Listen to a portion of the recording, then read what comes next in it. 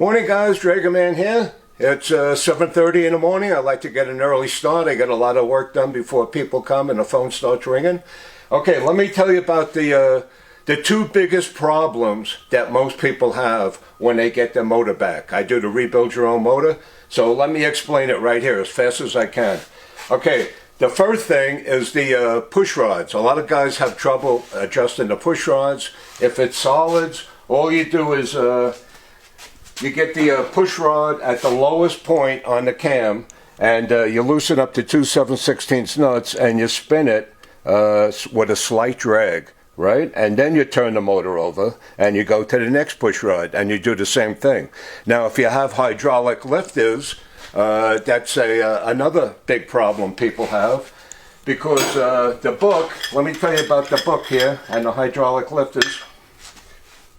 Okay, if you read the Harley manual, it tells you to get the lifter at the bottom of the cam, the bottom of the lobe, and then go four turns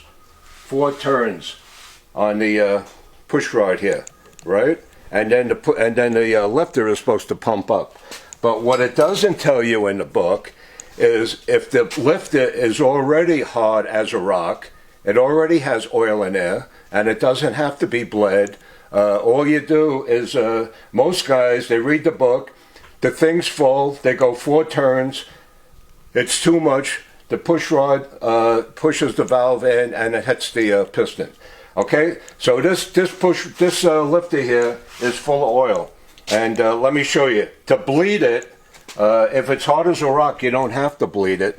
See, there's a little check ball in here, so we're going to push down like that. See the oil's coming out? See that? Okay, you keep it all the way down, you put it in fresh oil, and then you let it up. And you do that 2 or 3 times until the lifter is hard as a rock, and then you could adjust it as a solid. You just get the lifter at the very bottom of the lobe, you just spin it with a slight drag, and you go to the next one. Okay? If there's any questions, you don't understand what I'm saying, just call me up and I'll help you. Okay, so that's the way you adjust the push rods. Okay, now another problem is setting the timing. Okay, late 1978, Harley Davidson switched the timing mark, if you guys didn't know that. Late 1978. See the part number there? 78. Okay, so see, the line is in front of the crank pin nut. Okay, what they did is they switched it. Now they put the line in back of the crank pin nut and the mark for that used to be the rear cylinder in the front. So that really gets a lot of people mixed up. So late 1970 and up, they switched the mark. Okay, really, you don't need any marks to set the timing. If you do it my way, you just take the spark plug, the front spark plug out, you take a vernier caliper, and you turn the motor over slowly.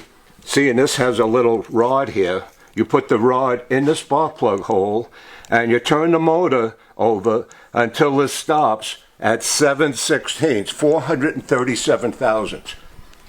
Okay, so when this piston reaches 437 thousandths, the points should just start to open. Okay, the way you get the points to open, first of all, you have to gap the points at 18. If it's a magneto, it's 15. Okay, this is the automatic advance. See, it has a sharp lobe and a long lobe. The sharp lobe is for the front cylinder, and you have to advance it. The point should just start to open after it's gapped at 18. See, I cut this pliers, so this will fit right in between here, the 9/16 nut, and see, I could advance it. So you advance it and then lock the timing plate. Okay, just starting to open, and with the automatic advance fully forward. Okay, and that'll set the timing. This way, if you do it this way, you don't even need the timing mark. So the piston fires 7/16, 437 thousandths before top dead center.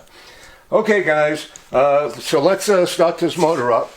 This is from Russell in Loveland, Colorado. And if Russell is watching, this is your motor. Okay, so let's start it up. Make sure it's getting oil, put the choke on, and hit the button.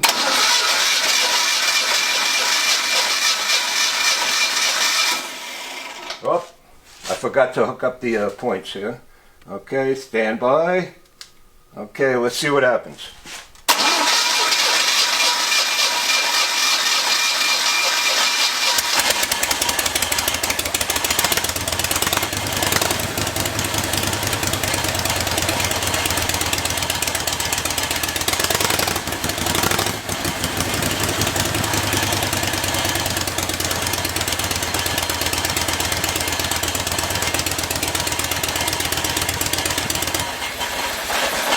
Okay, that sounds really good. Okay, after the motor warms up and everything, you have to take a 9/16 wrench. This is a snap-on starter wrench. You go around and you tighten the head bolts. If you have a torque wrench, it's 65 pounds. See, and all of these are going to turn a little bit because the gas gets compressed. Yeah, see that? So you got to go around. Really, you got to tighten everything. Okay, guys, well, I got to get back to work here. I hope you guys learned a lot. Any questions, give me a call. You want to send me some motor work, I'm ready when you are. You guys have a great weekend. Thanks for watching.